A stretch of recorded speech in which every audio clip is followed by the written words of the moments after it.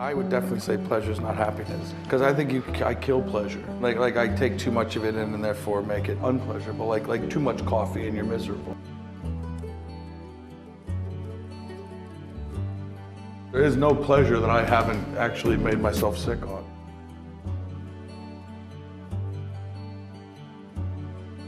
There's a period of time in your life where I kind of look back and I think, was I happy or was I just not aware? I really do think that you reach a time where you go, I don't know. Yeah. And it really does upend a lot of things. But there are moments when something else creeps in there and I'm not conscious of the love, I'm conscious of something else. Your shortcomings, your inadequacies, your incapabilities, your powerlessness, and on and on and on, which wakens up a whole other thing. And that's what I mean about happiness. Does that mean it ended? And that gets so discouraging to me.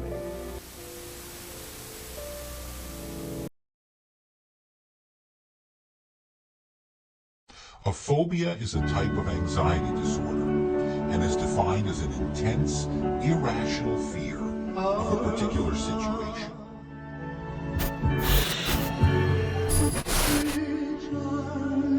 People who suffer from a phobia may experience extreme emotional and physical reactions when encountering their particular fear. Nearly everyone fears something.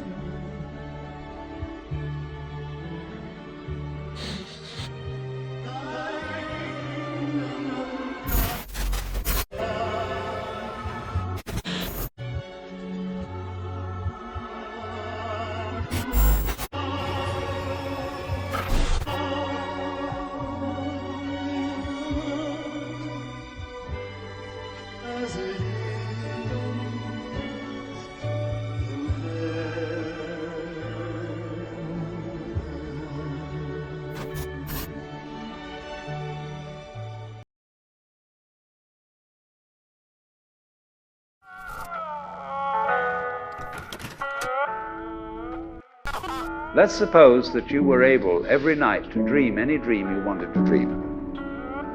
And that you could, for example, have the power within one night to dream 75 years of time. Or any length of time you wanted to have. And you would naturally, as you began on this adventure of dreams, you would fulfill all your wishes. You would have every kind of pleasure. And after several nights of 75 years of total pleasure each, you would say, well, that was pretty great. Let's have a dream which isn't under control. Well, something is going to happen to me that I don't know what it's going to be. Finally, you would dream where you are now.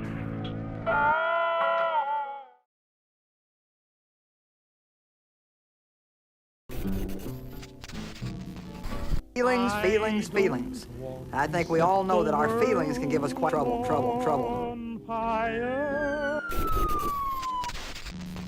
The way you feel, loving, hating, etc., etc., there aren't any wrong feelings. And so to try and force one's feelings to be other than what they are is absurd. And furthermore, dishonest.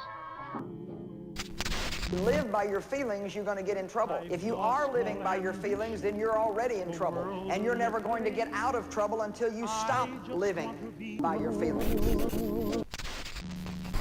And this is one of the peculiar problems of our culture, that we are terrified of our feelings. Because they take off on their own. They will lead us into all kinds of chaotic and destructive action.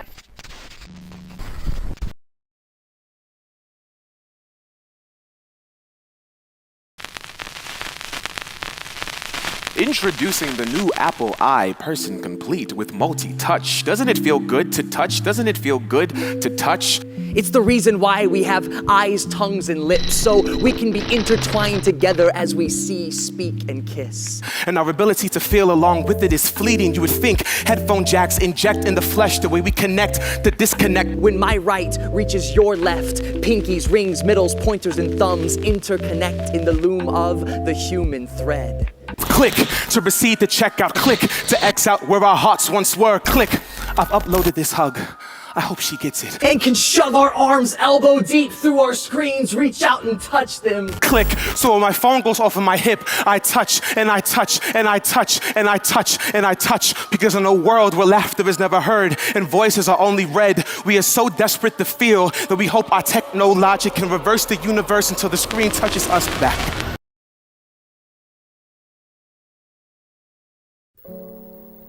A person who thinks all the time has nothing to think about except thought.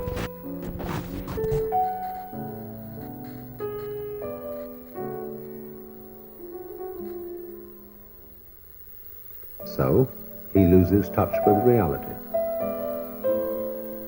and lives in a world of illusions.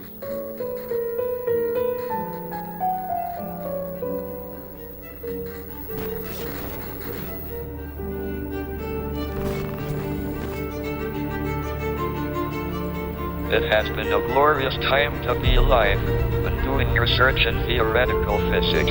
Perpetual and compulsive repetition of signs, words, numbers, symbols, signs, words, numbers, symbols. Our picture of the universe has changed a great deal in the last 50 years, but I'm happy if I have made a small contribution.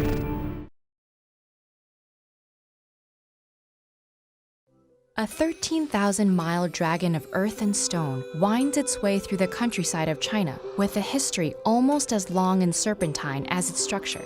In the north, there was a great wall, Changcheng. It protected China from invaders for 2,000 years. But China also have a great firewall. That's the biggest digital boundary in the whole world. British brought good administration and a gracious way of living, typified by these homes and apartments on Victoria Peak. 你见过真正的星星吗？没有。你见过蓝颜色的天吗？见过蓝一点的。China is being accused of censoring critical data about the coronavirus, which the World Health Organization now calls a grave threat to the world.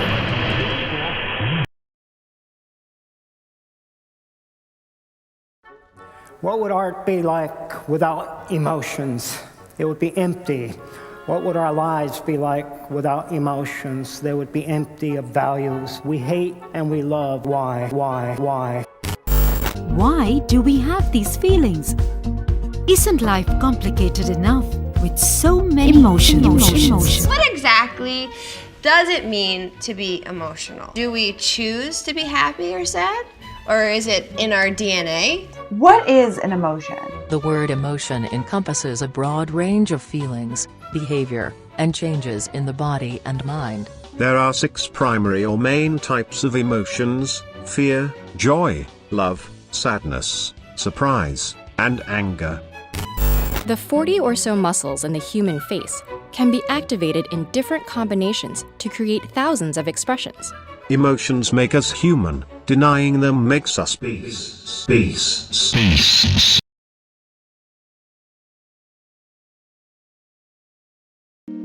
Bad inner voices. Everyone has voices in their heads.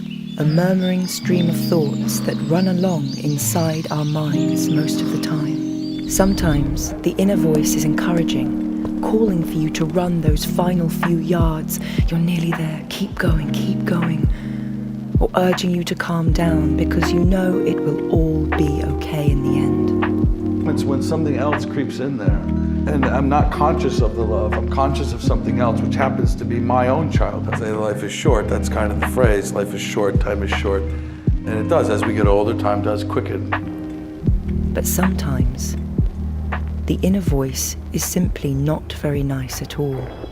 It is defeatist and punitive, panic-ridden and humiliating. We find ourselves saying, "You disgust me, you useless little idiot." You get a glimpse of what you might have wanted or what it could have been. We may soon know a lot more of what's happening in the human brain. Mental privacy will be threatened. Let's reimagine learning. Let's not think of technology as something that's going to pull you away from learning. Let's think of it as something that's going to bring us together. We can literally see inside the human brain and learn aspects of our mental landscape without ever uttering a word. In collaboration, every person in the group is using their strengths for the benefit of everybody, and everyone is engaged with one another, working toward a goal the whole time. It can be something that helps connect us to one another and helps our young people understand that all of the adults, not just their teachers and parents, but all of the adults are invested in them. That's what technology can do. I worry that people will self-censor in fear of being ostracized by society. Grades don't matter. Recognition matters. Technology can make that possible for us. So when we think about technology and learning, let's ask ourselves, what if? The time has come for us to call for a cognitive liberty revolution.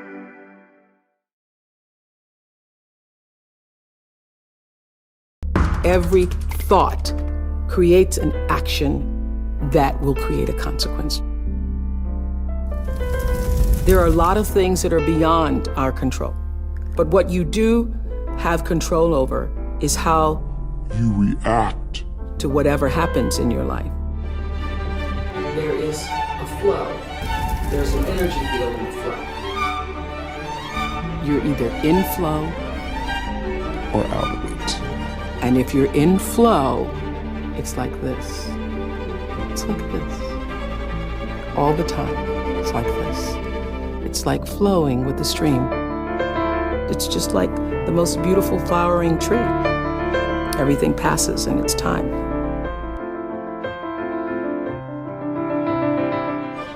Normality is a paved road. It's comfortable to walk, but no flowers grow on it.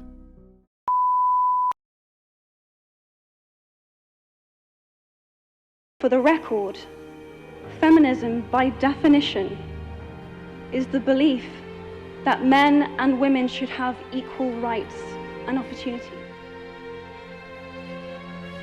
We are fighting for a time in which every little girl born into the world will have an equal chance with her brothers.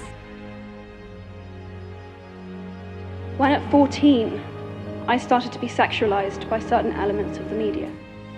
When at 15, my girlfriends started dropping out of their beloved sports teams because they didn't want to appear muscly. Never underestimate the power we women have to define our own destinies. When at 18, my male friends were unable to express their feelings. I decided that I was a feminist.